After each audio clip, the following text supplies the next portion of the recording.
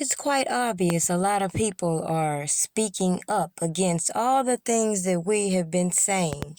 Maybe people wanted to see just exactly what type of evidence the government had to prove this RICO against Robert Kelly. Or maybe they just wanted to stay out of the way of this agenda. Either way, I told you that I set my content up the way I did because I'm not going to waste time arguing with trolls or misinformed people when everyone has just as much access to technology as I do. Like, for example, Robert Kelly and Aaliyah have never confirmed any type of physical or inappropriate relationship between the two. Yet so many people who claim to support this man keep going along with this narrative, even though it could more than likely be just a publicity stunt. At the end of the day, there's so many narratives that have been intentionally put out here, and so many people that have been conveniently bypassed. So this video is just going to serve as a reminder of a lot of the things that I've put in your face, just to let you know that if you thought this whole witch hunt was all about Robert Kelly, you're dead ass wrong. And just like I've told you, these allegations against Robert Kelly have nothing to do with these girls. But at the end of the day, we see how the prosecutors failed to prove this RICO. But when we look at the business as a whole, when it comes to the music industry, we could see a lot of racketeering in the background. I mean, in the case of R. Kelly, I mean, number one, you're right, because it was very clear that he was on trial because of that documentary, Surviving R. Kelly, which they did like 2 parts of, right? That documentary absolutely triggered all the investigations, and as you say, painted a certain picture in the media of him and sent him to jail, and ultimately is going to send him to the I don't think he had a fair trial, if you want to ask me, because of the high profile case that he had. And where could he have a fair trial? They should have took him out of the country to have a fair trial, because everybody's seen the documentary. So I believe, me personally, by me being in the system, he might get a lot of time, but he'll be able to appeal it, just like Bill Cosby. But we'll see. It might take him a few years to do it. But then when he come back, it's like you're an old man and it's a whole new generation, you know. They did what they wanted to do. They killed your character. They killed your character and they took your money from you that you was trying to take control of. They did that. And that's what it boiled down to. It boiled down to business. It don't have nothing to do with you morally. Because if it was a moral thing, a lot more people would be prosecuted. But then when it happened to the other race, what they wound up doing? Oh, he didn't kill himself. He didn't hung himself. He committed suicide. How we know if they did, if they let him out and they sent them on their way? That's always the outcome of a high profile white person. Well, I mean, but to be fair with R. Kelly, when he had that first trial and the tape. It's your opinion. It's your opinion, Vlad, and you're entitled to it. Okay. Well, hold on. I just want to say this. During that first trial, the tape of him urinating on that underage girl was circulating everywhere. It was in all the swap meets. So you don't believe that tapes and all that shit could be altered? That tape, man. You don't. But I'm just saying, you're a journalist. I'm a journalist. Can you, with all the technology today, can you alter something and make it look like something that is not? Yeah. Yes, you could do that. But and why didn't he get found guilty if the tape was so much of a accurate tape and it was him? Why didn't he get found guilty? I'll tell you exactly why. Because we actually spoke to his girlfriend at the time, and we spoke about the whole situation and so forth. And what happened was, in that particular situation, the girl that was in the tape, her father was working with R. Kelly. And she got up on the stand And she said, that is not me. Okay, so Hold on. Let me finish, and then I'll let you respond. Go ahead. She said on the stand, she said, that is not me, even though all her schoolmates and friends and everything was like, no, that's her. She got up there and said, that's not me. The week of the trial, the whole family was out on a cruise out of the country. And right after he went to jail, that girl filed for bankruptcy. You know what I'm saying? So from my point of view, seeing the tape, which I wish I never saw, and all of the events around it, I think it was pretty clear that he paid off that family and continued to pay them off in order to beat that particular case and create that reason. And he didn't pay these people, so they mad and they're gonna create. Now they got witnesses against him. So he guilty. He been doing it, but they got witnesses saying he doing it because he can't pay them now.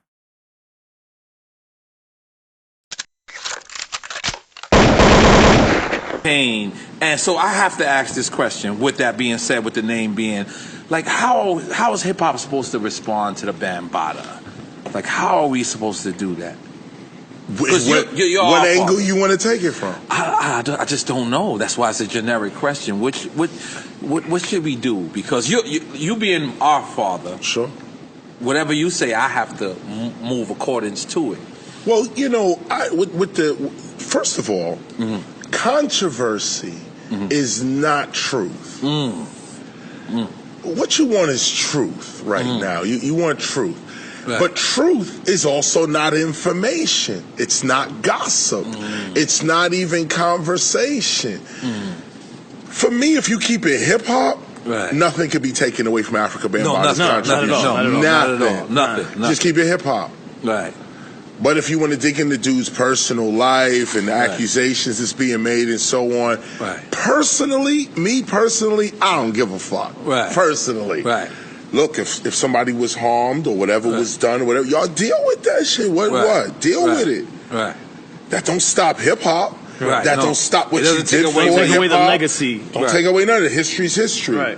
But deal with that. That's personal. I don't, I don't even know what to say. Because I don't know the facts of the case No, but even if you knew the facts. You know what I'm saying? A person like me, I deal with dudes that are questionable all the time. Not just if the accusation is rape. I know dudes that are doing, you know what I'm saying? If you know anybody from prison, if you know anybody from the shelter, if you know anybody, if you lived really in the hoods, you know shooters, you know dudes running from the, your man might have an open warrant on him right now. You know what I'm saying? I'm not judging these motherfuckers, man. It's my nigga right here, That's it. Now, what you do in your crime and your shit and your bullshit, whatever you doing, that's on you. That's you, my G. That's whatever you doing. That's how I always dealt with it. I can't pick and choose, say, yo, this dude right here. I mean, I was producing Just Ice album, right? Who's crazy? I heard he came to Queensbridge by himself. I mean, is this story true? Yes, it is. Yeah. Let's make some noise for Just Ice being crazy. And we changed the subject too. I was uncomfortable. Let's change the subject. Let's go. But I mean, he was on America's Most Wanted. Is my point. Whoa! Let's make some noise for him being America's Most Wanted as well. Come on, goddammit. This is real hip-hop shit. This is real hip-hop shit, man. Hip-hop is in the world like everybody else, like every other culture. We in the world, like politicians with dirty backgrounds. Listen, bottom line is we are humans. Yeah, that's right. All of us are humans. We are all humans.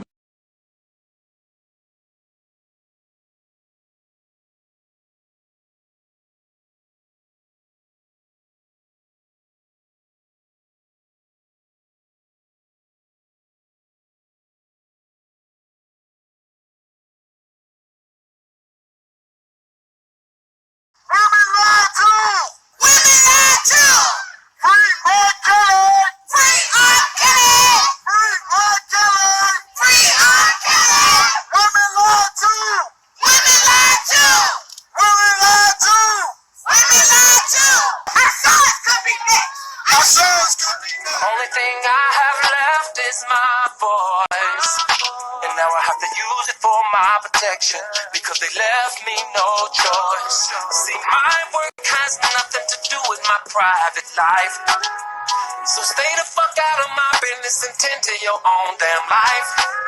So go ahead, say what you wanna say about who I wanna date, but you won't say that shit to my face, cause you know it ain't shit to say. Next nigga bring me some dumb shit, it's gonna be a misunderstanding, cause niggas that listen to dumb shit are niggas that be on that dumb shit. They need a life cause they ain't got no life, so they always conjuring up dumb shit. Blocking my path, they don't know the half and so they making assumptions. Since when do assumptions cost a man his whole career? Found guilty when you're innocent is the only test I fear. There is one thing that's for sure, and I wanna make this shit clear. I done lived my voice and represented my country for 31 fucking years. Damn it, I admit.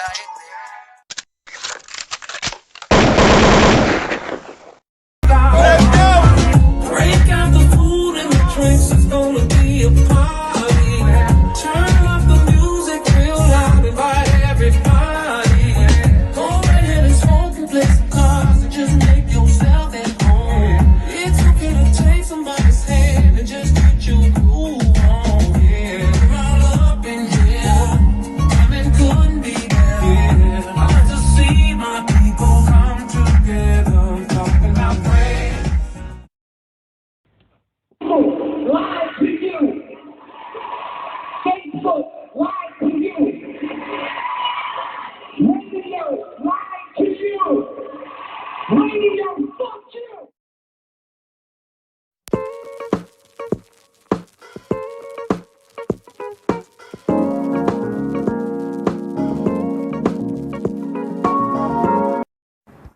Truth, it's Team Live. And what is going on? Truth, it's Team Live. And what is going on? Break out the food and the drinks, it's gonna be a party. Turn up the music real loud, invite everybody.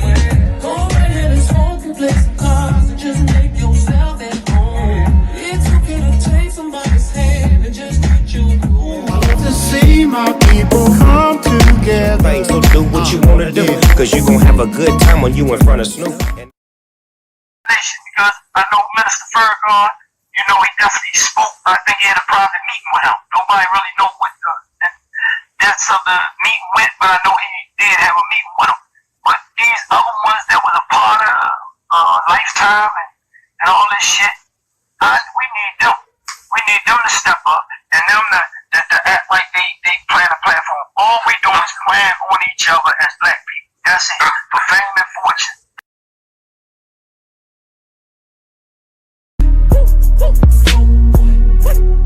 Lord, please forgive me how I'm living. I was born to drive a whip with no